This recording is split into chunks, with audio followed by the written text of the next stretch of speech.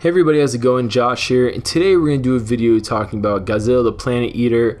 So in the end of this film, one of the really interesting things is we get a telepathic story told to us by the XF kind of priest slash leader Metphys. And that story is basically kind of the truth behind the cult that is worshipped by the XF regarding summoning Ghidorah to destroy everything, and also the truth about why Godzilla appears on different worlds and stuff like that, and the more or less cycle of civilization from beginning to middle to end, and how basically the end is the end, there's no eternity. And that really haunts the main character of this film, because of that he becomes, like I said before, haunted by it, and it ends up being something that reappears in his mind later, especially because not only is he thinking about civilization's fate, but his hatred of Godzilla. And the reason why he's concerned at the end of the film about civilization's fate is because there's a moment in the film where they basically share hope in being able to rebuild society as it was beforehand with their nanometal tech. That opportunity, he realizes, if that hatred of Godzilla and those destructive ways, those destructive patterns and beliefs carry over, it'll just be a repeated cycle, as his kind of telepathic hallucination of sorts tells him, where basically it says, if that stuff remains in this new society that's being built, they'll just end up creating either a new Godzilla or attracting Ghidorah again to that world to destroy everything. So seeing himself, the character, seeing himself as kind of the last embodiment of the past cycles of destruction and that behavior and hatred of Godzilla, Hiro, who's the protagonist of this film, decides to more or less commit suicide.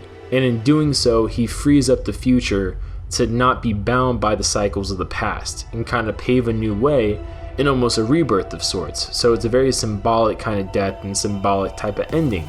Pushes, like I said before, Godzilla to kill him in basically doing his suicide, and once Godzilla fires his atomic breath, it ends that presumed cycle. But comment below your guys' thoughts. What did you guys think about this?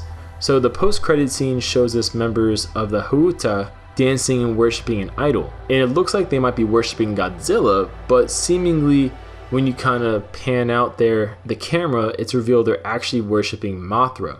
And it's kind of interesting because they have a comment at the end of the film before the post-credit scene where these members, not like humans, but the Huta, kind of see Godzilla not really as something that they hate, but more so a natural part of the world, just like lightning, a hurricane, things like that. So when they're kind of pseudo-worshipping Godzilla at the end of the film, they're kind of asking basically for, not a lot of destruction, but basically they know he has to destroy because that's part of his nature.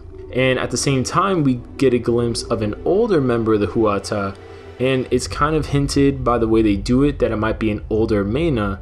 If that's true, that means that the post-credit scene is actually in the future, not right after the end of the film, kind of showing us, I guess, society living more with the kaiju and with a creature like Godzilla instead of being so against it and waging war against a creature like Godzilla, which in, I guess, some ways would fulfill the ending of the hatred and destruction cycle that Hiro killed himself for in the first place.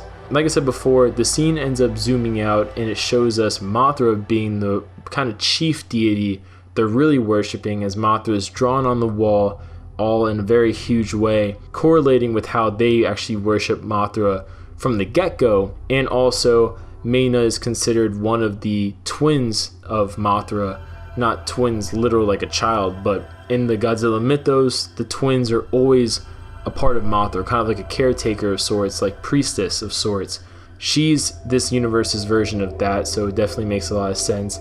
And from there, it kind of teases potentially maybe we'll get Mothra in a sequel. However, this is supposed to be the last movie of the trilogy, so I doubt we'll get that. Maybe a novelization, maybe a comic book, but besides that, that's probably all we're gonna get. But comment below your guys' thoughts. What did you guys think about this? And we'll see you guys later.